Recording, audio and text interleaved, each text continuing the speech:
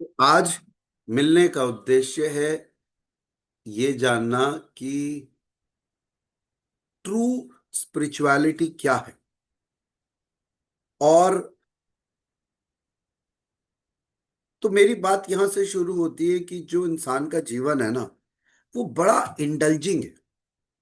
आप ये सोचते हो कि मैं सुबह कुछ अच्छा करूंगा, मैं कुछ अलग करूंगा, लेकिन जिंदगी में पहले ही कुछ प्लान्ड होता है।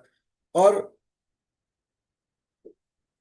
आप अपनी दिनचर्या में, अपने ड्यूटीज में, अपने कमिटमेंट्स में प्री ऑक्यूपाइड हो जाते हो और एक तरीके से सेल्फ इंडल्जेंट मोड में फंसे रहते हो। हम उसे कहते हैं जिम्मेदारियां, ड्यूटीज। इस तरीके से फंसते चले जाते हैं कि एक एंटेंगल हो जाते हैं, जैसे आप समझ रहे हो, फंस गए।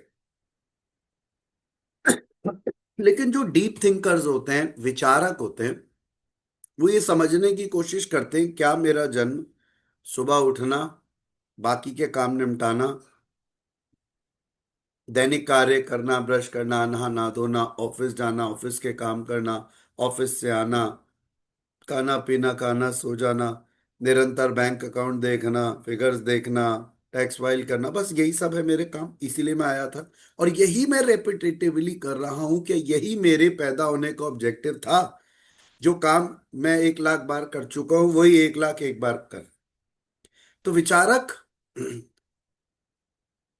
ठहर जाते हैं और ये मनन करने की कोशिश करते हैं, मनन चिंतन करने की कोशिश करते हैं कि साहब क्या, मैं क्यों आया हूं, मैं कौन हूं, मैं क्यों आया हूं, ये चल क्या रहा है मेरी जिंदगी में, उद्देश्य क्या है मेरी जिंदगी का।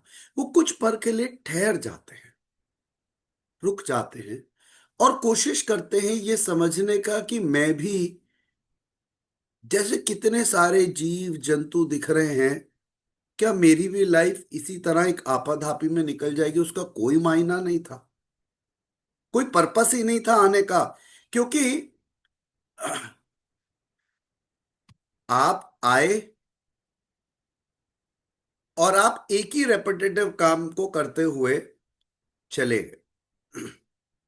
तो कहीं ना कोई सवाल आपके मन में तो आएगा ही, निश्चित तौर पे, कि मैं कौन हूं, मैं क्यों आया हूं, क्या पर्पस है मेरी प्रेजेंस का। तो विचारक कुछ पल के लिए ठहर जाते हैं और सोचते हैं कि मैं जानना चाहता हूं, और इसी को बोलते हैं आध्यात्म। आध्य, आत्म। तो आध्यात्म यानी जिसे हम अंग्रेजी में स्पिरिचुअलिटी कहते हैं, वो एक तरीके से आपकी जर्नी है, द जर्नी ऑफ सेल्फ। जैसे आत्ममंथन में हम लिखते हैं एक पंचलाइन नीचे, द जर्नी ऑफ सेल्फ। तो अध्यात्म क्या है? आपका सफर है खुद को खोजने का, आपका सफर है खुद को रियलाइज करने का, जानने का, कि जो मैं अपने बारे में जानता हूं क्या बस मैं वही हूं या कुछ और भी है। क्या मेरी जिंदगी का कोई और भी मायना है, या जो मैं कर रहा हूं वो पर्याप्त है। क्या मैं अपने बारे में जितना भी शरीर मन को समझता हूं वही पावर्स हैं मेरे पास, या उसके भी कुछ बियॉन्ड है। तो अक्सर जो आदमी आध्यात्मिक होता है, आध्य आत्मा, वो डीपर अंडरस्टैंडिंग में जाता है। किसकी? खुद की। मनन चिंतन कौन करता है? खुद करता है। और फिजिकल बॉडी के बियॉन्ड उस माइंड को समझने की कोशिश करता है कि क्या जो मेरा मेंटल लेवल है। क्योंकि हमें सबको रियलाइज होता है कि हमारे बहुत पावरफुल माइंड है, लेकिन ये माइंड ही हमारे लिए परेशानी का सबब भी बनता है।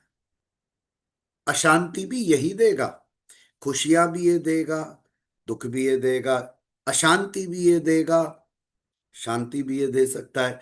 तो जैसे जैसे आप अपने माइंड के स्ट्रक्चर को समझने का प्रयास करते हो और आप इसकी हैंडलिंग स्मार्ट करनी शुरू कर देते हो, आपको लगता है किला तो मैंने अब जीता है। पिछले इतने साल से, 50 साल से मैं केवल स्ट्रगल कर रहा था, बट इतना मुश्किल था नहीं जिंदगी को समझना।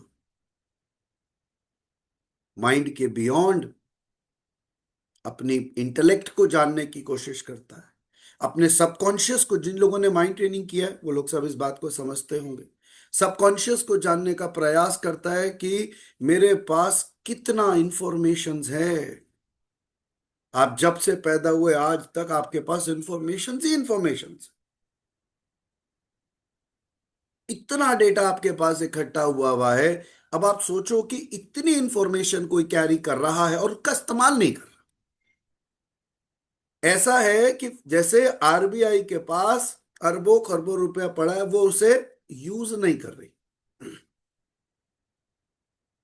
तो जैसे जैसे इंसान स्वयं का सफर तय करता है, शरीर को, इंद्रियों को, मन को, चित्त को, बुद्धि को समझता है और उसके परे जाने का प्रयास करता है, उसके लिए चीजें सॉर्टेड होने लगती है, आसान होने लग जाती है और उसे समझ में आ जाता है कि मुझे ट्रांसेंड करना ही होगा।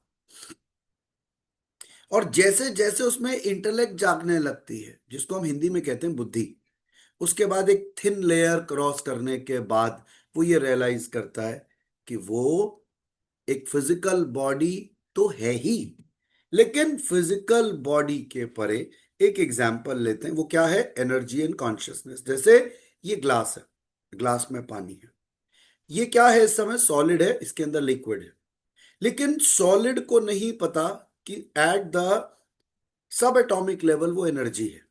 वाटर को भी नहीं पता। इसी तरह ह्यूमन को केवल अपनी फिजिकल प्रेजेंस समझ में आती है कि मैं शरीर हूं, क्योंकि वो ठोस है। पर जैसे ही वो अपने सफर को तय करता है और अपनी सूक्ष्माति सूक्ष्म लेवल तक चला जाता है, जो कि कॉन्शियसनेस का लेवल है, एनर्जी का लेवल है, वहां जाने के बाद, यानी मैटर टू एनर्जी का जो सफर है वो तय करने के बाद उसको रियलाइजेशन होता है कि अब तो चीजें उलट गई।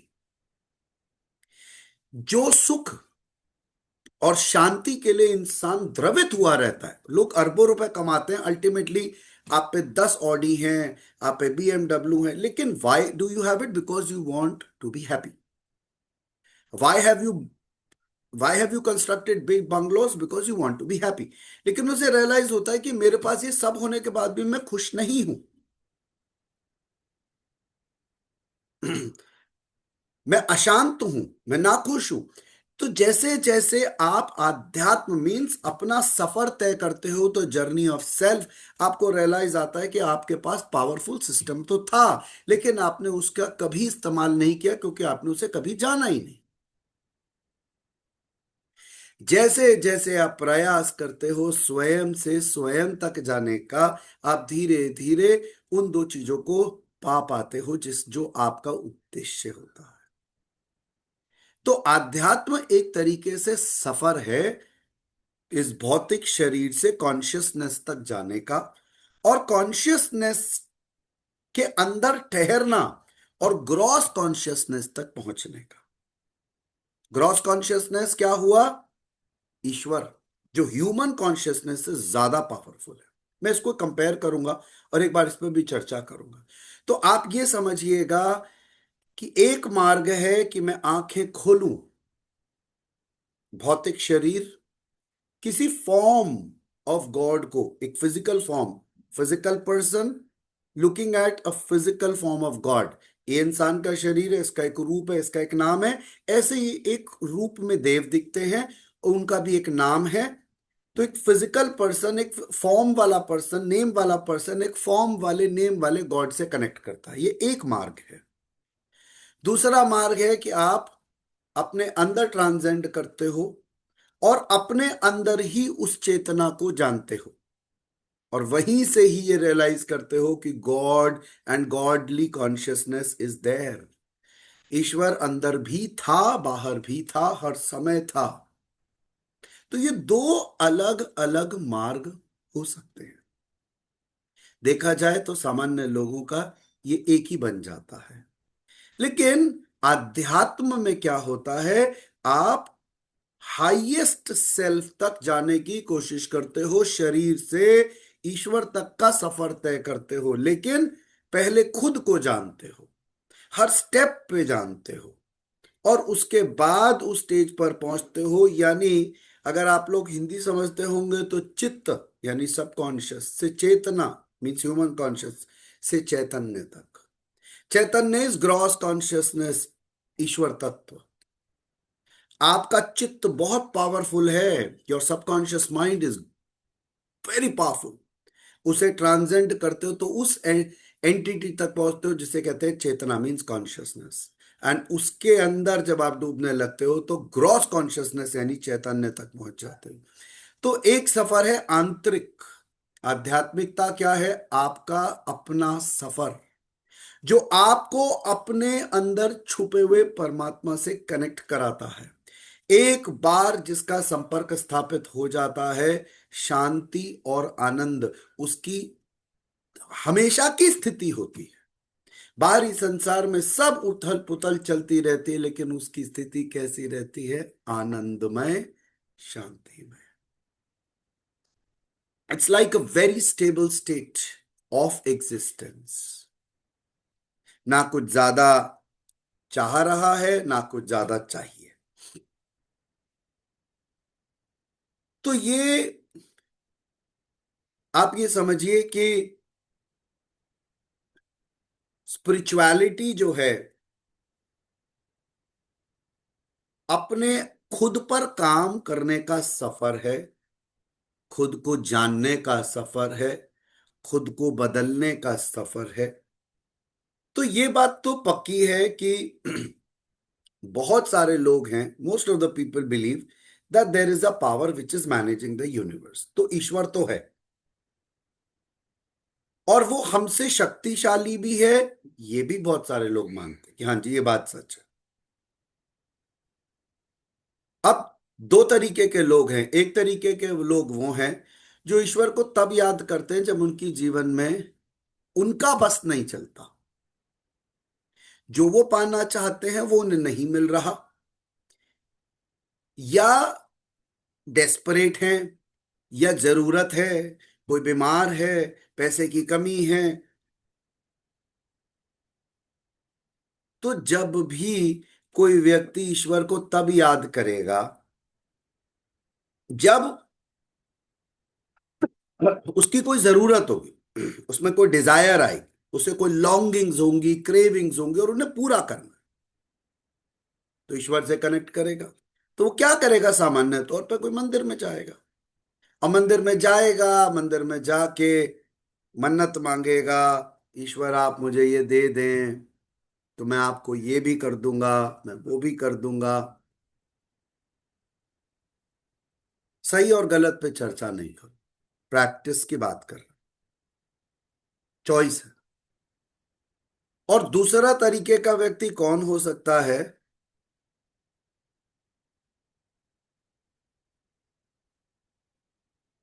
जो डिवाइन कॉन्शियसनेस के साथ हार्मनी में आ गया।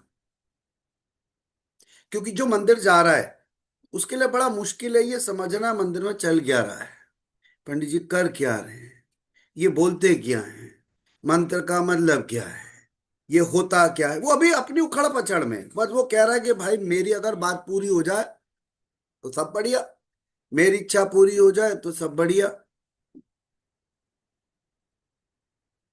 पर उसे बाहरी सिस्टम समझ में नहीं आ रहा। तो आप मंदिर जा रहे हो या नहीं जा रहे हो, ये आपकी चॉइस है। आप मांग रहे हो या नहीं मांग रहे हो, ये भी आपकी चॉइस है। पर दूसरी कैटेगरी के वो लोग हैं जो उस डिवाइन कॉन्शियसनेस के साथ रेजोनेंस में आ गए हैं, हार्मनी में। अब जब आप हार्मनी में आ जाते हो उस डिवाइन कॉन्शियसनेस के साथ,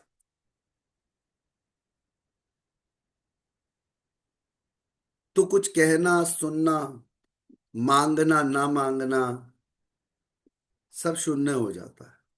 because you become one with the highest consciousness, you become one with the highest consciousness. तो यहां हमारा उद्देश्य कुछ पाना नहीं है, क्योंकि पहली बात, इस कैटेगरी के लोग कौन हैं जो ये जानते हैं कि जब वो पैदा हुए हैं तो एक डेस्टिनी वो लेकर आए हैं, ऊपर वाले ने एक डिवाइन प्लान बनाकर भेजा है। तो सबसे पहली चीज जो उनके अंदर बहुत क्लैरिटी से होती है, वो है ईश्वर से जुड़ने के बाद समर्पण। जैसे जैसे उनका समर्पण बढ़ता जाता है, उनकी लाइफ में एक्सेप्टेंस बढ़ती जाती है। जैसे जैसे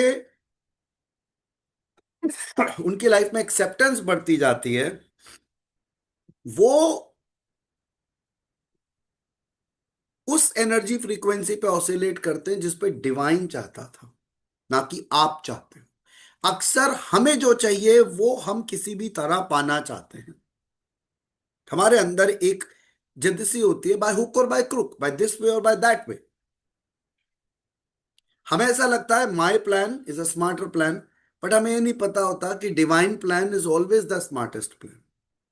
क्योंकि हमें शॉर्टकट में चीजें अभी जो चाहिए वो चाहिए, क्या पता आगे चीजें बेटर हो। तो एक आध्यात्मिक इंसान के जीवन में सबसे बड़ी शक्ति है समर्पण, जिसकी वजह से वो अपने जीवन को स्वीकारता है, और एक्सेप्टेंस की वजह से, स्वीकारने की वजह से पूरी तरीके से धीरे धीरे धीरे धीरे आंतरिक तौर पर शांत होने लग जाता है। तो जो बाहरी प्रक्रियाएं हैं उसके अंदर कर्मकांड है, पूजा पाठ है, कई तरीके की चीजें, वो भी बहुत अच्छे तरीके भक्ति। आध्यात्मिक मार्ग में एक जो बहुत इंपॉर्टेंट चीज है वो है ध्यान, मेडिटेशन। और जैसे जैसे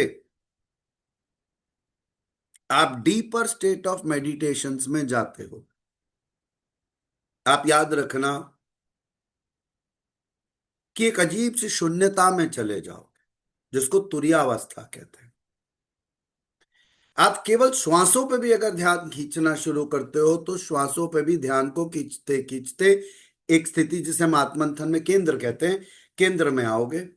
और केंद्र में आने के बाद आपको इस समझ में आ जाएगा कि अतः शक्ति के मालिक तो आप थे पहले से, जिसका आपको आइडिया भी नहीं था। मैं क्या बोल रहा हूं, अतः शक्ति के मालिक तो आप वैसे भी थे। ये केंद्र में आने के बाद समझ में आता है कि मैं मूर्ख की तरह और मूढ़ बुद्धि की तरह दीवारों पे सर मार रहा था वो पाने के लिए, पर मेरे अंदर खुद में भी खजाना था। लेकिन अजीब बात यह है कि आप में इच्छाएं नहीं बचती कि आप उसको शो करो। धीरे धीरे आप केवल खुद पर ही वर्क करते जाते हो और अपने डीपेस्ट स्टेट्स ऑफ कॉन्शियसनेस में आते हो, जिसके बाद आप किसके साथ हार्मनी में आ जाते हो, डिविनिटी के साथ। इस स्थिति को बोलते हैं स्पिरिचुअल रेजोनेंस। क्या कहते हैं, spiritual resonance. Spiritual resonance Neha वो होता है जब आप हर समय ऐसा लगता है जैसे उसी में ही हो, जैसे उसी का हाथ सर पर है। ज्यादा चीजों से बहुत मतलब नहीं बन रहा, ज्यादा चीजों में कुछ खास इंटरेस्ट नहीं आ रहा, क्योंकि आपकी आपकी अपनी ह्यूमन कॉन्शियसनेस डिवाइन के साथ रेजोनेट कर चुकी है। इसको क्या कहते हैं, स्पिरिचुअल रेजोनेंस। और अंदर जाने के बाद ही मैंने क्या कहा था, आपके अंदर की ऊर्जाएं भी जागने लगती, एनर्जीज अवेकन होने लग जाती। लेकिन आध्यात्मिक समझदार इंसान इसलिए नहीं जाता, और अंदर का सफर तय करता है और निरंतर तय करता रहता है अपने आध्यात्मिक सफर को, अपनी स्पिरिचुअलिटी को, डीपर स्टेट्स में। सबसे पहली चीज कामनेस आती है, कामनेस। एकदम मन शांत और कामनेस। ज्यादा गुस्सा नहीं आ रहा, ज्यादा चिड़चिड़ाहट नहीं आ रही, पूरी तरीके से ऐसा लग रहा है जैसे आप कहते हो ना शीतल ठंडा जल, जिसमें हल्की हल्की हल्की हल्की तरंगे उठ रही है, पर ऐसा कुछ नहीं कि उफान मार रहा है, ऐसा कुछ भी नहीं। हिल भी इसलिए रहा है क्योंकि आप जीवित हो। ऊर्जा एकदम संयम में, लेकिन बिल्कुल गहरी, जड़ से जुड़ी हुई, आंतरिक तौर पर ठहरी हुई, क्योंकि चित्त से चेतना, चेतना से चैतन्य का सफर तय हो चुका। कामनेस जैसे जैसे आती जाती है, हार्मनी और बढ़ती है, आप और शांत और ठहराव और कामनेस में आते जाते हैं। अभी पीस और हार्मनी दोनों आ चुके हैं। जैसे स्थिति में आप पूरी तरह स्वतः स्थित हो जाते हो, और इससे बहुत पहले ज्यादातर लोगों में प्रज्ञा जाग चुकी होती है। भगवत गीता से एक बड़ा प्यारा शब्द आता है, स्थित प्रज्ञ। और वो अपने आप ही आ चुका होता है, क्योंकि प्रज्ञा जाग गई है और स्थिरता आ चुकी है। आप अपनी ध्यान की प्रक्रिया को कंटिन्यूस करते रहते हो, और समय के साथ साथ एक शब्द अंग्रेजी में कहते हैं ब्लिस, हिंदी में कहते हैं आनंद की अवस्था, वो आनी शुरू होती है जब आप बिना किसी चीज के भी अजीब से आनंद में जीने लगते हो। You are not demanding anything for being happy. For example, when you will buy a car, then only you will be happy. When you will get a necklace, then you will be happy. आपको ये realisation होता है कि मैं बाहरी चीजों से temporarily happy हो सकता हूं, but that doesn't stay for long. It is a inner complete transformation, not a temporary one. तो आप समझ पा रहे होगे कि ये एक दो पल का परिवर्तन नहीं है. ऐसा लगता है जैसे अंदर से किसी ने हिला दिया, कहीं कुछ रेजोनेंस है, कहीं कुछ हो रहा है, कुछ तरंग है, कुछ अलग है, कुछ शांति है, कुछ आनंद है, पर कुछ हमेशा के लिए बदल गया. ये सफर अलग है. मैंने क्या कहा? स्पिरिचुअल रेजोनेंस, आनंद की स्थिति बड़ी अलौकिक स्थिति है. और उसके बाद आप हमेशा इसी चैतन्य में डूबे रहना चाहते हो. The state of knowingness of reality. खुद भी आप चेतना हो और चैतन्य में डूबे हुए हो. फिर आप कहाँ रहे? कहीं नहीं रहे, आप शून्य हो गए. जब आप आंखें खोलोगे, वापस सारा जैसे मन जागेगा, माया जागेगी. यानी ये पूरा का पूरा जगत आपके लिए जाग जाएगा. सेंसरी परसेप्शंस फिर काम करेंगे. आंखों से देखोगे, देन यू विल से अरे हाँ ये भी काम बाकी है, अरे देखो खिड़की खुली रह गई, गाड़ी का हॉर्न बज रहा है तो कान काम कर रहे हैं, इसका मतलब ठीक से पार्क नहीं हुई. Everything starts getting normal again. और ये आईज, नोज, ईयर से जो सेंसरी परसेप्शन से लेके डीपर लेवल तक की जर्नी आप फिर तय करोगे. लेकिन मजा तब आना शुरू हो जाता है ट्रू स्पिरिचुअलिटी में, जब आप आंखें खोल के भी ये जीने लगते हो जो आंखें बंद करके जी रहे थे. क्या वो कर बैठते हैं, क्या वो करा देते हैं, बस वो जानते हैं. लेकिन कुछ परिवर्तन स्पिरिचुअलिटी के साथ अपने आप आते जाते हैं. एक मैंने कहा स्वीकारना, एक्सेप्टेंस. एक अतः प्रेम. हम अपने सेशंस में अक्सर इस पर बात करते हैं, प्रेम को और मोह को अलग तरीके से रखते हैं और उस पर चर्चा करते हैं. तो सभी अपने अपने लगने लगते हैं. क्यों? बिकॉज जो कॉन्शियसनेस को आप अब जान गए, वही चेतना, वही कॉन्शियसनेस लोगों में प्रतिबिंबित होने लगती है. ऐसा नहीं लगता कि कोई सामने वाला मेरा एनिमी है. ऐसा लगता है सभी परिचित हैं, सभी से कोई कनेक्शन है, पर सूक्ष्म. ना किसी को पाने की इच्छा हो रही है, ना किसी को दूर भगाने की इच्छा हो रही है. जो जैसा चल रहा है अच्छा, लेकिन कोई तकलीफ में आता है तो आप अपनी तरफ से एक कनेक्ट होने की वजह से, एक जो प्रेम बोलते हैं, प्रेम मोह नहीं है, मोह डिफरेंट होता है. तो आप अपनी तरफ से जो कर सकते हो प्रयास करते हैं. ये लव धीरे धीरे कंपैशन में चेंज होता है, जिसको हिंदी में कहते हैं करुणा. तो ये कोई एक बंदे का सफर नहीं है. ये कभी किसी एक बंदे का सफर नहीं है. आज जो मैं बात कर रहा हूं, हजारों लाखों लोगों का सफर था. और कितने ही देशों में भी यही सफर था. आप ऐसा मत मानिएगा कि कोई इंसान जो बात कर रहा है, अगर वो हिंदू है तो वो हिंदुज्म की बात कर रहा है. मैं एक बात मान के चलता हूं, किसी भी रिलीजन से पहले हम ह्यूमन हैं. और एक ग्राउंड रियलिटी है ह्यूमनिज्म, मानवता.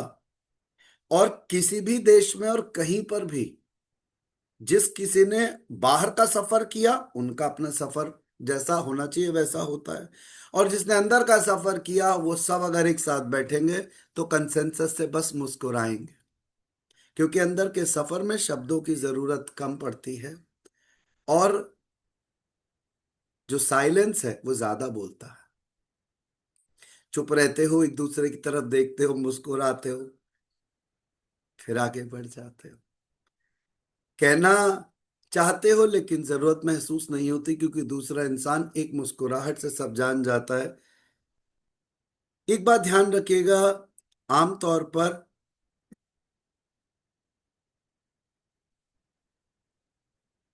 हर व्यक्ति आध्यात्मिक हो भी नहीं सकता और होना भी नहीं चाहिए, लेकिन ये निश्चित तौर पर एक चॉइस है। जो लोग इस जीवन में प्रारब्ध लाए होते हैं उनके लिए वो अपने आप ही चॉइस की बजाय अपने आप ही घटनाएं वैसी ही घटती है, सब चीजें अपने आप होने लग जाती है। पर जब आप अपने से हायर लेवल ऑफ कॉन्शियसनेस यानी ईश्वर से माया को ही मांगते हो, माया क्या होता है?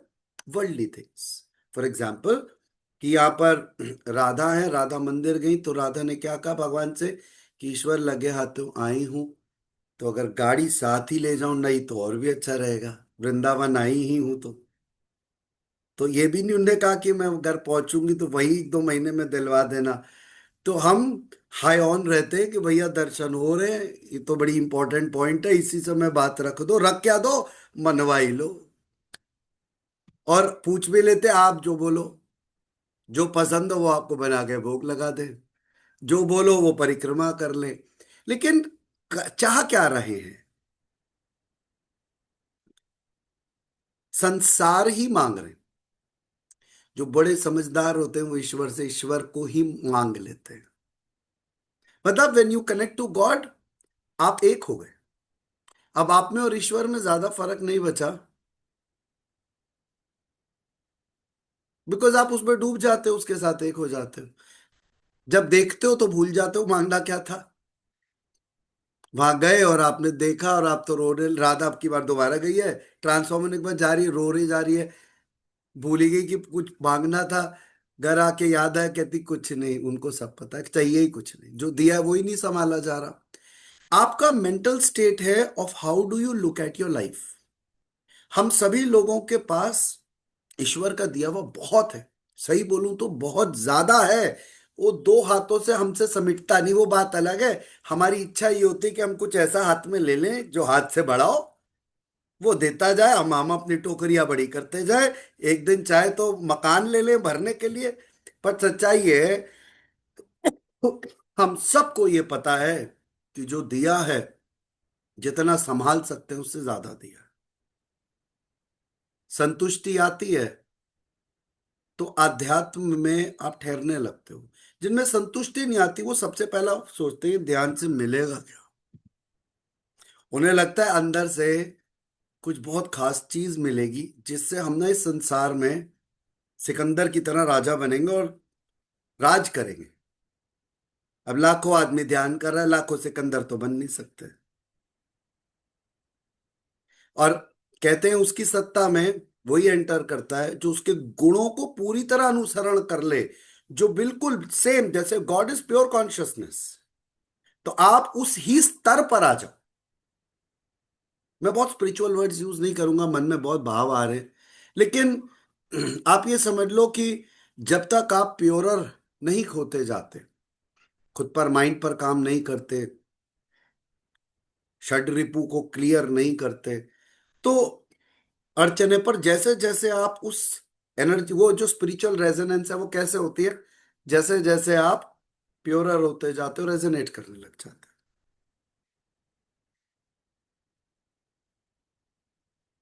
तो ये चॉइस है। मैं इस पर टिप्पणियां नहीं करूंगा कि किसी को मांगना या नहीं मांगना, मंदिर जाना या नहीं जाना। मैं ये समझता हूं कि जब आप आंखें बंद करते हो तो जिस ईश्वर से कनेक्ट करते हो वो भरपूर है पूरे ब्रह्मांड में, ना इतना कम ना इतना ज्यादा। आप आओगे और जाओगे, उसका प्रतिशत ना घटता है ना बढ़ता है, लेकिन आप इस संसार में खो जाते हो, बावरे हो जाते हो। तो वही कहीं ना कहीं उसे पता है कि ये इस आंख के अलावा कुछ नहीं देख समझ सकता, इसका इस्तेमाल ये करता नहीं है, तो भाई इसका होगा क्या। तो वो जब बहुत हो जाती है तो वो फिर कोई फॉर्म ही लेकर आता है। फॉर्म मतलब एक रूप लेके। और हम केवल रूप को ही देख सकता है, रूप को समझ सकता है। तो हमें ये लगता है थैंक गॉड कोई तो है, क्योंकि जो दिखता नहीं आम इंसान के लिए वो है भी नहीं। ये केवल आध्यात्मिक सफर के दौरान इंसान बहुत अच्छे से समझ जाता है कि ये सच मुझे आंख खोल के भी दिखता है, आंख बंद करके भी दिखता है। आप इसी में ही जीते हो। लेकिन जब आप स्वरूप में भी जाते हो, यानी कि फिजिकल फॉर्म ऑफ गॉड को भी देखते हो, तो आप में भक्ति आती है। भक्ति के लिए द्वैत चाहिए, दो लोग चाहिए, भक्त और भगवान। उसका भी एक मजा है, उसका भी एक आनंद है। और एक बड़ी मजेदार बात है कि आप किसी रूप को देखिए कि आप शिव जी को देख रहे होगे, देखते देखते वो खुद के निराकार स्वरूप में ले जाएंगे।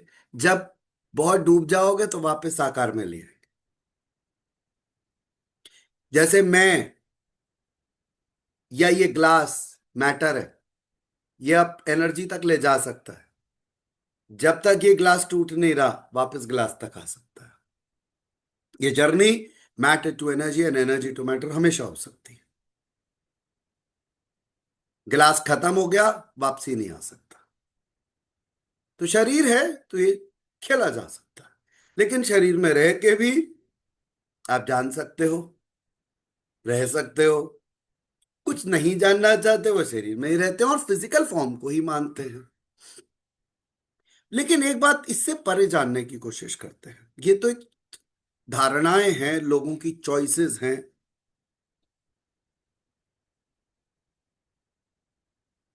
स्प्री जो प्योर स्पिरिचुअलिटी है वो आपकी उम्मीदों से और आपकी इच्छाओं से बंधी हुई नहीं है। मैं क्या पाना चाहता हूं इस पर आधारित नहीं अध्यात्म। वो क्या बख्श रहा है, वो क्या दे रहा है, उस पर आधारित है। क्योंकि जो मिल रहा है वो आपको पता नहीं चल, क्योंकि आपका ध्यान कहाँ है, मुझे क्या चाहिए, पता ही नहीं चल रहा। तो सारी सिचुएशन मनन चिंतन की है। एकम सत्य विप्र बहुधा वदंती। कहते हैं कि एक ही सत्य को, एक ही सच को कितने ही वाइज लोगों ने अलग अलग कहा है। जब हम कहते हैं ईश्वर एक है, कितनी बार लोगों ने कहा ईश्वर एक है, कितनी जगह लोगों ने कहा ईश्वर, उसके बावजूद भी कंसेप्ट समझ में मुश्किल से आता है। और गुरु नानक देव जी की जिनकी आज हम चर्चा कर रहे हैं, उन्होंने अपने जीवन के कितने वर्ष, कितनी 25,000 किलोमीटर ट्रैवल कर रहा, और कितने लोगों को एक बात बार बार बताई, ईश्वर एक है। लेकिन कंसेप्चुअल क्लैरिटी किसी भी इंसान को तभी होती है जब आप मनन चिंतन करते रहते हो। उस सिंगल अल्टीमेट रियलिटी मतलब ईश्वर से कोशिश करते हो कि मैं जहां हूं, जैसा हूं, जिस स्थिति में हूं, वो मेरे अंदर और बाहर है। बस एक बार आंख बंद करनी है। आप कहते हैं ना, आप एक कदम चलोगे वो 10 कदम आपकी तरफ आए। You get connected, you know. क्योंकि मैं एक बात बार बार बोलता हूं कि जो सबसे करीब है और सबसे ज्यादा कनेक्टेड है, सबसे पहले उसे आवाज आती है। सबसे करीब भी वही और सबसे ज्यादा कनेक्टेड भी वही। जो दूरी नहीं है उसके लिए इतने प्रयास करने की भी जरूरत नहीं। Short, crisp and easy.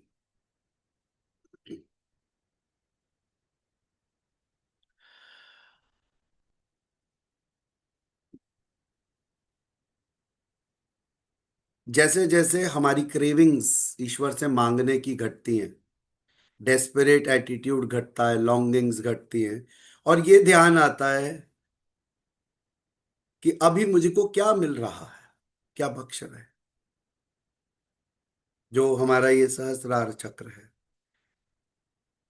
जैसे इसकी पल्सेशंस ऑन शुरू हो जाती हैं, आपको पता भी नहीं चलता कि आप आंखें बंद करके बैठे हो, और इतना कुछ आप में डाउनलोड होने लग जाता है कि आप लिखने लगोगे तो ग्रंथ जैसे लिख दोगे।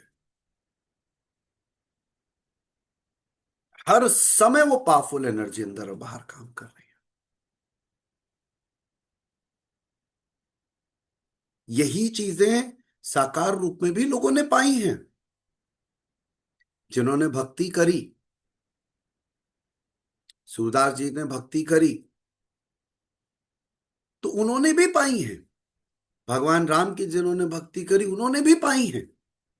ऐसा नहीं है कि यही एक सफर जिसकी मैं चर्चा कर रहा हूं वही एक सफर है। साकार रूप के अंदर भी वही ईश्वर है, वही ऊर्जा है, वही चेतना है, वही चैतन्य है। क्योंकि निश्चित है ईश्वर तो एक ही है, चाहे वो रूप में हो या बिना रूप के।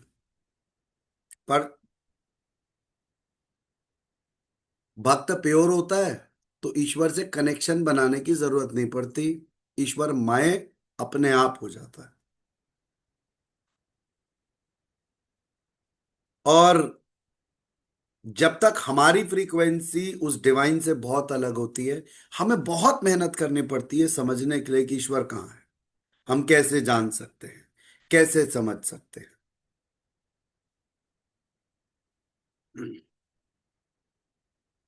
एक सॉन्ग सुनते हैं और फिर आगे चर्चा करते रहेंगे।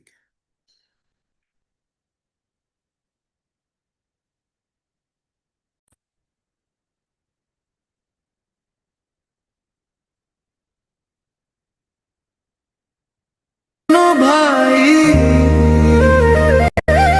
मन के भीतर ज्योति जगा, नाम बिना सब झूठ भगा। धीरे धीरे धीरे धीरे मन के भीतर ज्योति जगा, मन के भीतर ज्योति जगा, नाम बिना सब झूठ भगा।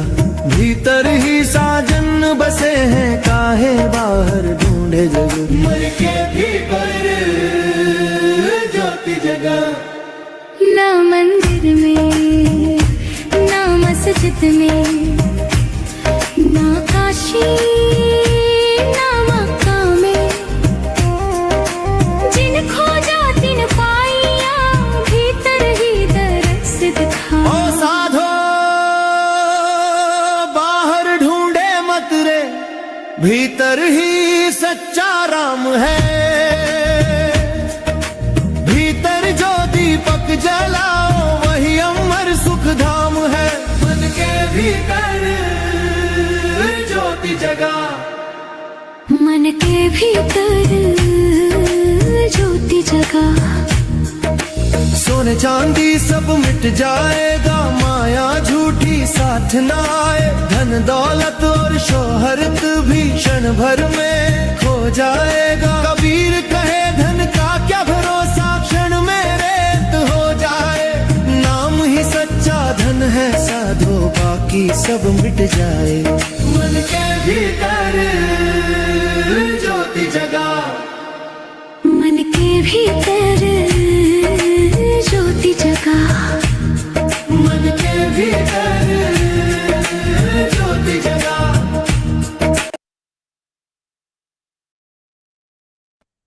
ओके, अभी ये समझते हैं कि एक तो ये तो हो गया ईश्वर तत्व से संपर्क की बात। यानी इंसान हमेशा ये जानता था कि साहब मेरी लेवल ऑफ कॉन्शियसनेस से स्मार्टर है एनिमल्स के कंपैरिजन में, प्लांट्स के कंपैरिजन में। इन्हें मैं कंट्रोल कर सकता हूं, इन्हें मैं मास्टर कर सकता हूं, इनको हैंडल करने के तरीके मेरे पास आ गए हैं। सृष्टि में बहुत ज्यादा छेड़छाड़ कर सकता हूं, वो भी मुझे कुछ तरीके आ गए। लेकिन अगर वो कुछ नहीं कर पा रहा था तो वो प्रकृति को कंट्रोल नहीं कर पा रहा था, क्योंकि उसे लग रहा था कि कोई बड़ी शक्ति प्रकृति को चला रही है। तो उसने बहुत अच्छा तरीका क्या करा कि कोशिश करी उस हायर एनर्जी के साथ कनेक्ट बनाने की, जो हम आध्यात्म की बात कर रहे हैं।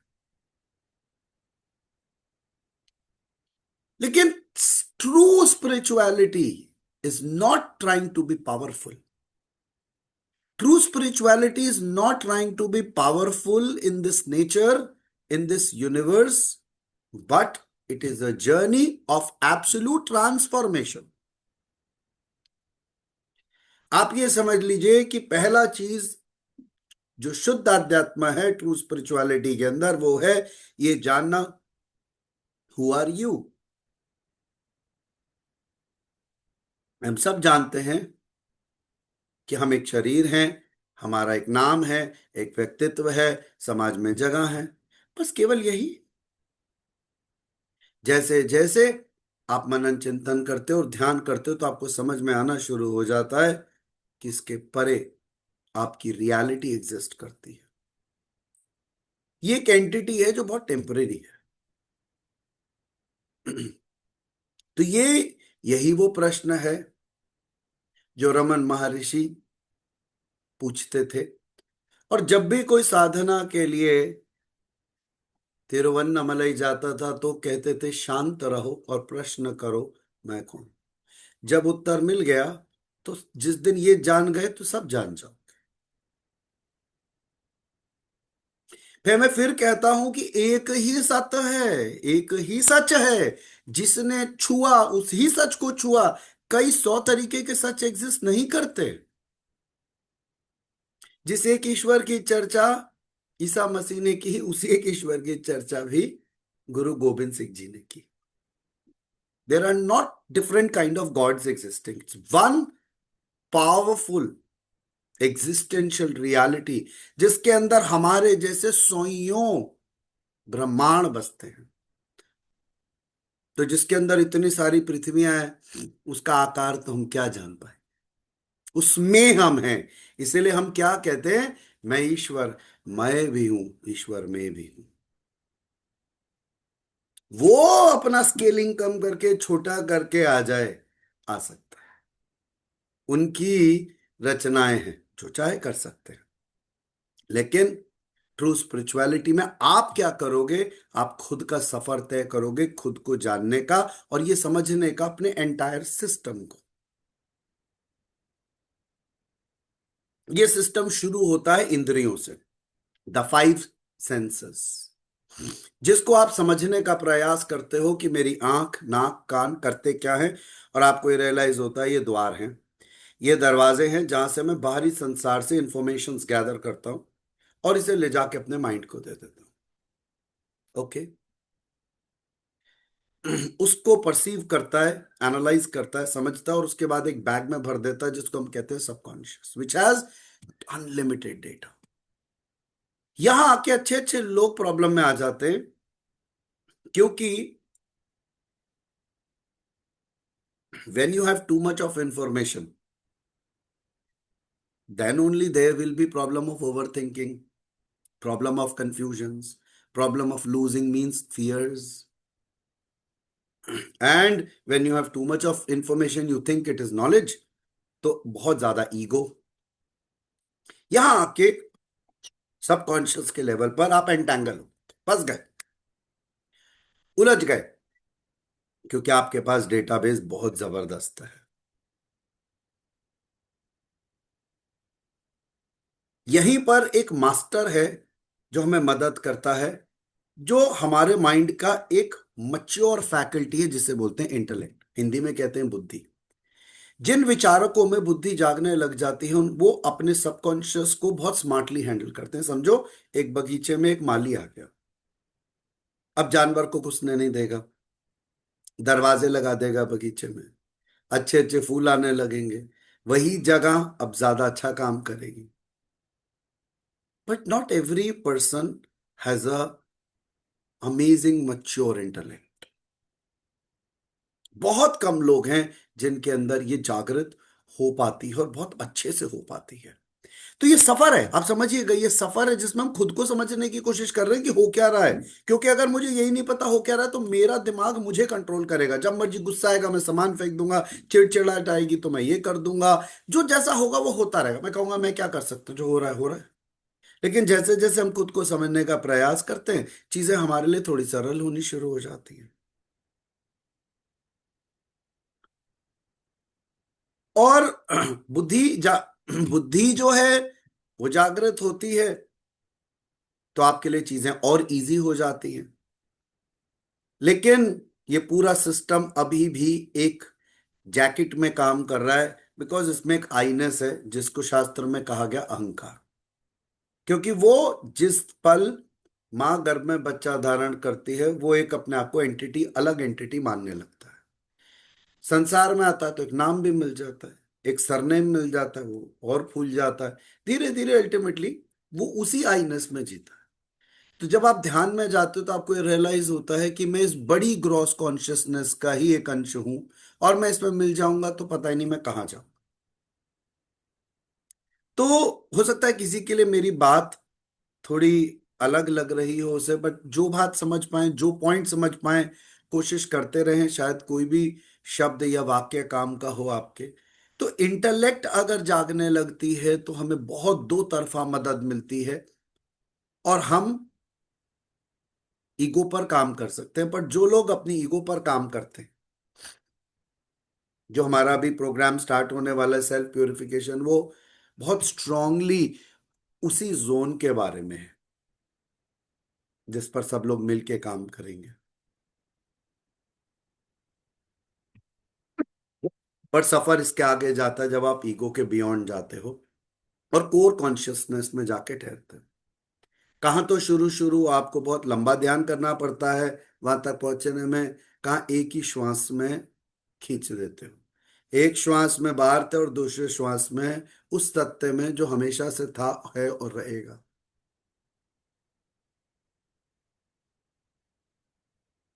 सेकंड्स का फासला भी नहीं रहता। और आप ये जानते हो कि डिवाइन कॉन्शियसनेस ही है जिसमें आप हो, और दूसरे तीसरे सांस तक तो आप ये भी भूल जाते हो कि आप हो। बहुत पावरफुल एनर्जी पल्सेट कर रही है। लेकिन इस ट्रू स्पिरिचुअलिटी के पाथ में कई बदलाव अपने आप आते हैं। जैसे मैंने बताया प्रेम, मैंने बताया कंपैशन, ऐसे ही आना शुरू हो जाता है ग्रेटिट्यूड, जिसे हिंदी में कहते हैं कृतज्ञता। आपको सीखने की जरूरत नहीं है, आपको बिल्कुल सीखने की जरूरत नहीं ग्रेटिट्यूड क्या होता है। आपके अंदर जैसे ही वो तत्व जागृत होता है, आपको अपने आप सबके लिए धन्यवाद। जो जो आपके लिए छोटी छोटी चीज भी कर रहा है, आपके अंदर से इतनी फीलिंग आएगी थैंक यू की, थैंक यू की, क्योंकि वो मेरे लिए कितना कर रहा है। अंदर से मन भरेगा कि अरे इन्होंने तो मेरे लिए कर दिया, उन्होंने तो मेरे लिए कर दिया। आप समझिए, पहले आपका मन तृप्त नहीं होता था, आपको जो मिलता था आपको कम लगता था, आपको जो मिलता है वो हाथ से समेट नहीं पा रहे। पहले हमें जो मिल रहा था वो हमेशा कम था और हमें ज्यादा चाहिए था। अब हमें जो मिल रहा है वो इतना ज्यादा, अब ये समझ नहीं आ रहा। आप सारा दिन ग्रेटिट्यूड करते हो, फिर आपको ऐसा लगता है कि ईश्वर कितनी कृपा है आपकी। बिकॉज मैं फिर बोलता हूं, human consciousness is now resonating at the divine consciousness, same frequency पे वो रेजोनेट कर रहे हैं। इसीलिए अब वो ढीला छोड़ चुका है। ये वो पतंग है जो ढीला अपने आप को छोड़ चुकी है, वो आकाश में उड़ रही है।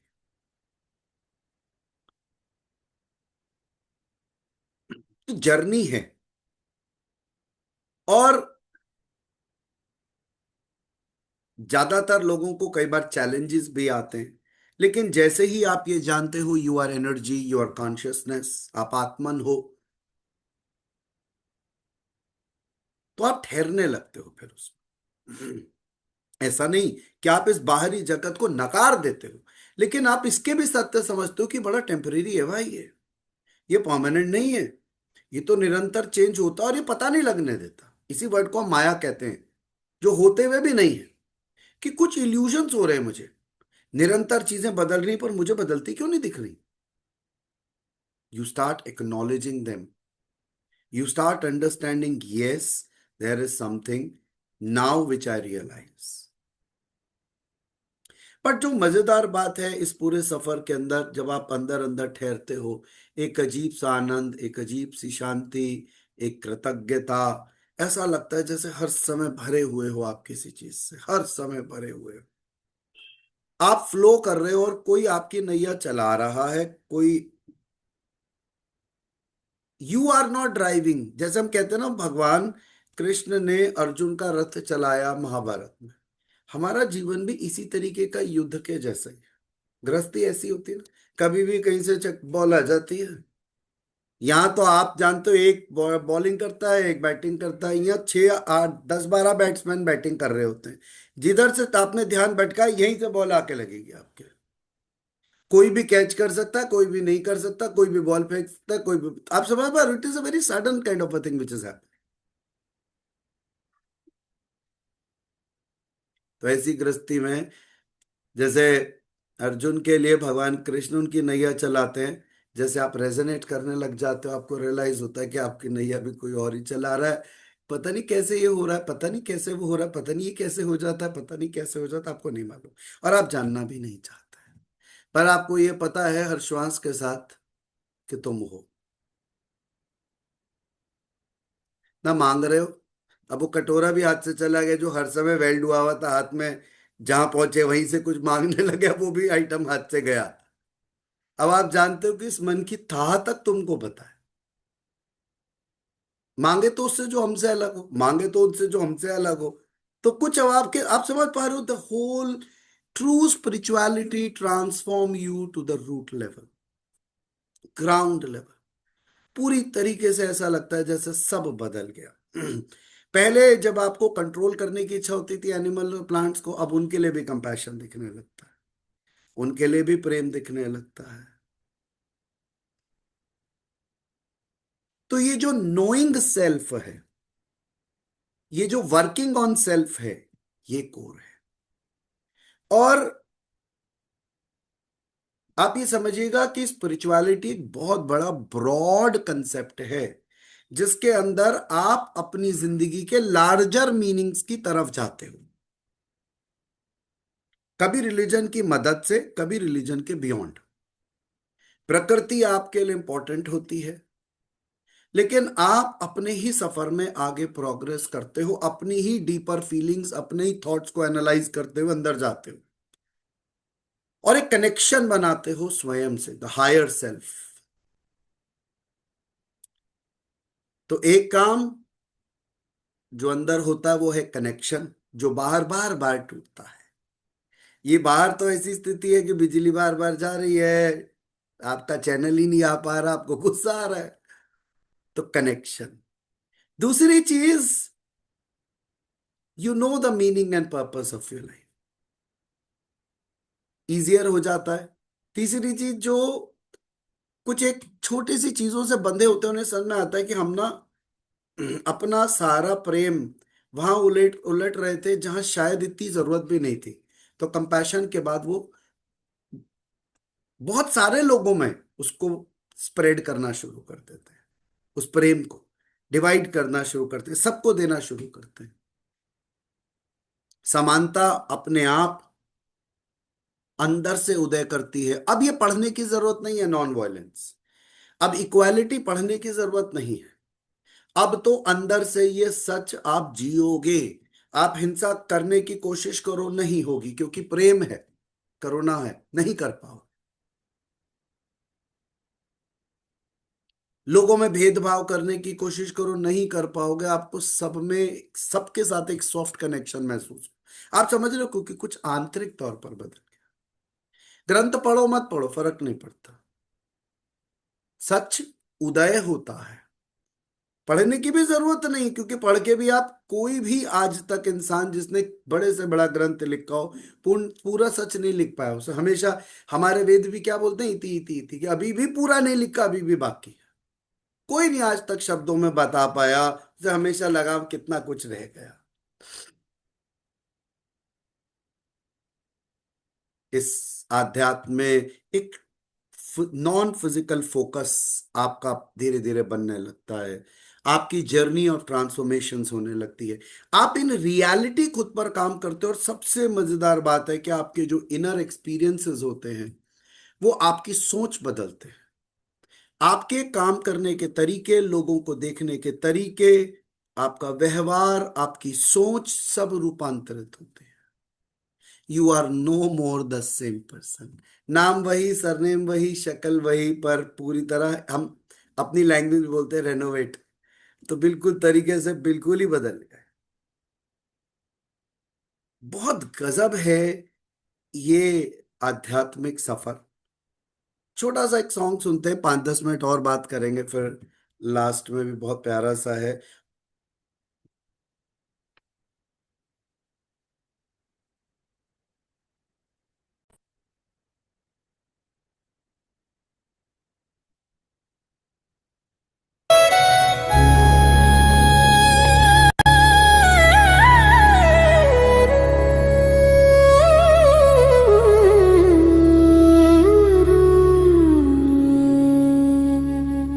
सारे ग म पध प म ग रे सा सारे ग म ग म प ग रे सा रे न म ग म म ग नि नि ग म म ग रे सा सारे ग म प ध प ध रे सा ग रे सा नि ग म प ध प रे सा सारे ग म ध नि सारे ग म ध न सारे ग म प प ध नि ध प म रे सारे ग म प रे ध नि सारे गा मैं शुद्ध अनंत आनंद स्वरूप अज्ञान मिटे तो दिखे स्वरूप देह मन से बंध गया जीव भूल गया अपना सच्चा सीव मिथ्या जगत लगा है सत्य भ्रम ने ढंक दी आत्मदृष्टि मैं शुद्ध अनंत आनंद स्वरूप अज्ञान मिटे तो दिखे स्वरूप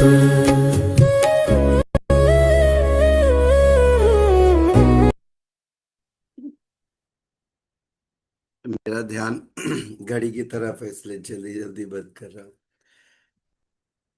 तो मन कर रहा है बहुत सारी बातें करने के लिए, लेकिन मुझे पता है कि हमें इसको क्लोज करना है, सेशन को। ये सफर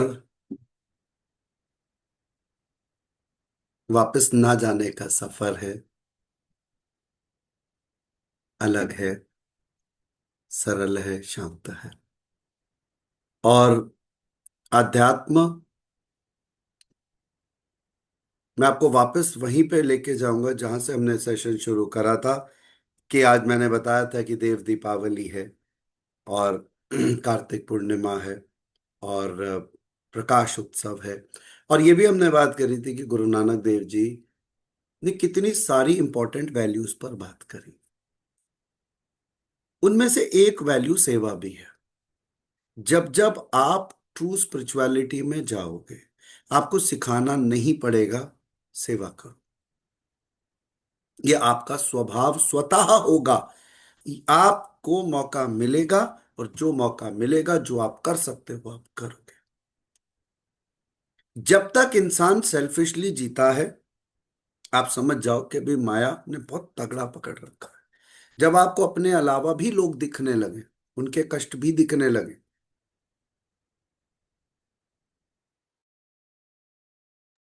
और आप दूसरों के लिए भी प्रयास करो, तो समझ लेना कुछ तो बदल रहा है।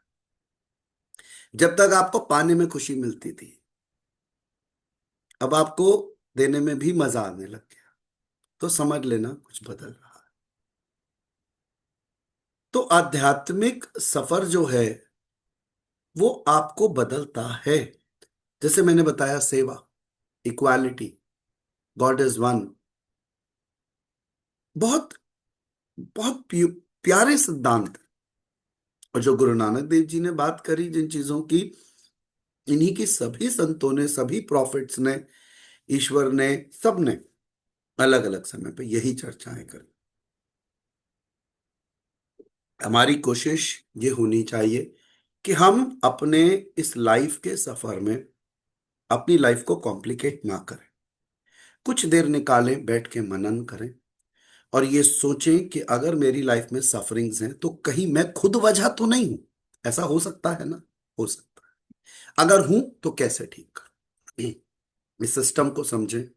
अगर आपका माइंड आपको पॉजिटिव सपोर्ट की जगह नेगेटिवली आपको खुद ही को हरा देता है, तो ये प्रॉब्लम है। The more you understand your system, the more smarter you are able to handle it. Spiritual होना ना होना अलग बात है, लेकिन एटलीस्ट उसकी बहुत स्मार्टर सिस्टम की देन को समझना चाहिए। और कोशिश ये करनी चाहिए कि जिंदगी को सिंपलर बनाने की कोशिश करें।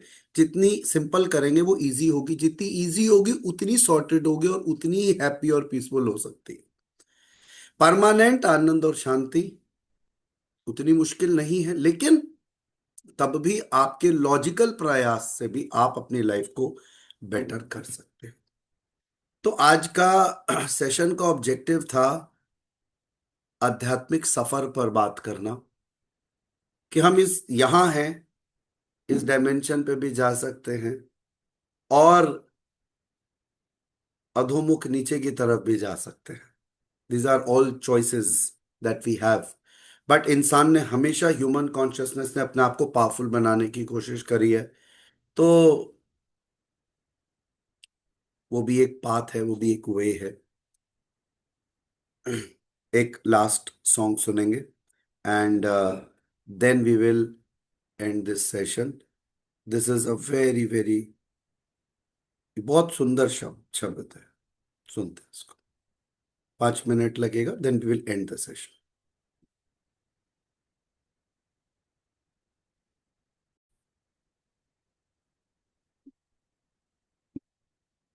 जोड़ी तुमसे ओ जोड़ी साची प्रीत हम तुमसे ओ जोड़ी तुमसे ओ जोड़ी तुमसे ओ जोड़ी साची प्रीत हम तुमसे ओ जोड़ी तुमसे ओ जोड़ी आवारा संग तोड़ी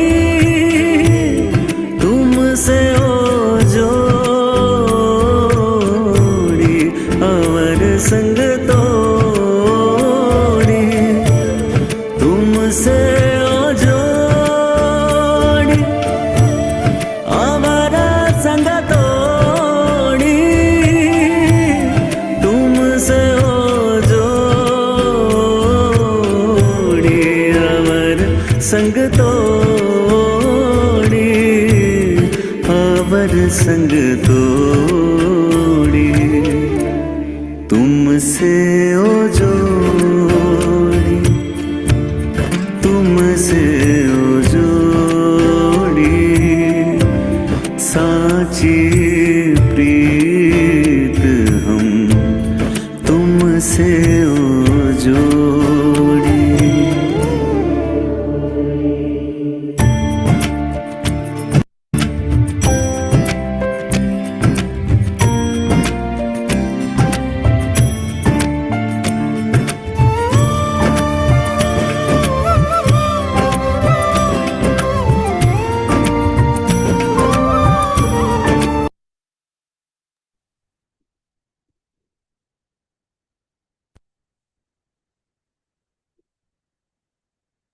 Okay, thank you everyone. May God bless you all and gratitude for being a part of this session. Thank you so much. Thank you.